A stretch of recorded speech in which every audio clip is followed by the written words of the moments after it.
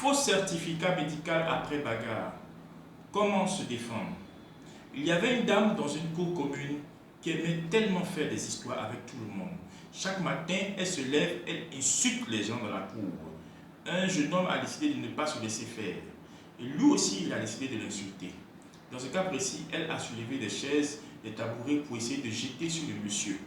Le monsieur aussi, finalement, la dame aussi a pris une autre chaise, elle a voulu le taper et le monsieur a pris une autre chaise pour caler ce coup. Finalement, ça a touché la main de la dame et la dame a couru pour aller se plaindre en prenant un certificat médical. Arrivé là-bas, le monsieur est convoqué. Alors, comment se défendre? Le monsieur a estimé qu'il s'agit d'un faux certificat médical qui n'a rien fait. Mais arrivé là-bas, comment vous avez fait pour vous défendre? Voici qu'est-ce qui se passe. Toutes les questions qu'on vous posera, c'est dans le but de voir s'il y a eu échange, s'il y a eu contact entre vous et la victime. S'il y a eu contact entre vous et la victime, on n'a même pas besoin de se référer au certificat médical pour voir s'il est faux ou s'il est vrai. Parce que s'il y a eu échange, s'il y a eu contact entre vous et la victime, on suppose que vous avez agressé la victime, la plaignante, en deux termes. Donc ici, s'il y a un problème, par exemple, vous devez fuir, vous ne devez même pas accepter qu'il y ait un contact entre vous et la victime. Parce que s'il y a le moins de contact entre vous et la victime, on n'a même pas besoin d'analyser le certificat médical pour voir s'il est faux ou il est vrai. On suppose que c'est un vrai certificat médical parce que vous-même, dans vos déclarations, vous avez affirmé qu'il y a eu contact entre vous et la victime. Donc, on va dans le deuxième cas où il n'y a pas de contact entre vous et la victime a envoyé un certificat médical dans le but de vous nuire. Il s'agit donc ici d'un faux certificat médical. Comment essayer de le déceler?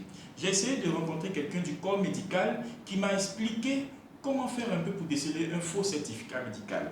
La première chose qu'il m'a donné comme réponse, il dit que quand la personne prend un certificat médical, la personne d'abord va faire une consultation dans un hôpital avant de rencontrer le médecin. Donc, quand la personne va faire une consultation dans un hôpital, on va l'enregistrer, son nom, prénom, numéro de téléphone et autres. Donc, après l'enregistrement, maintenant, on la conduit chez un docteur. Donc, quelqu'un qui vient avec un certificat médical a sûrement été enregistré pour une consultation.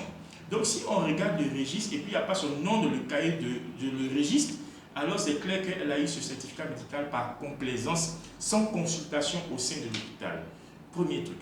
Deuxième point, comment on fait pour voir?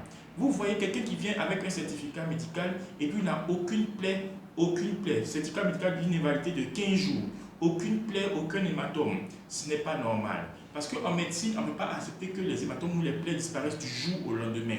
La personne doit avoir sûrement des plaies qui n'ont pas disparu et qui se présentent, qui sont toujours sur la peau lorsque la personne se plaint. Ensuite, qu'est-ce qu'on constate? La personne vient avec un certificat médical, mais où est, comment on appelle ça? Ce qu'on appelle le reçu de l'ordonnance. Il n'y a pas d'ordonnance du tout qui accompagne son certificat médical. Pourtant, elle nous montre un certificat médical d'une validité de 15 jours, mais il n'y a pas d'ordonnance qui accompagne son certificat médical et la personne n'est même pas alitée. Ça, c'est un problème aussi.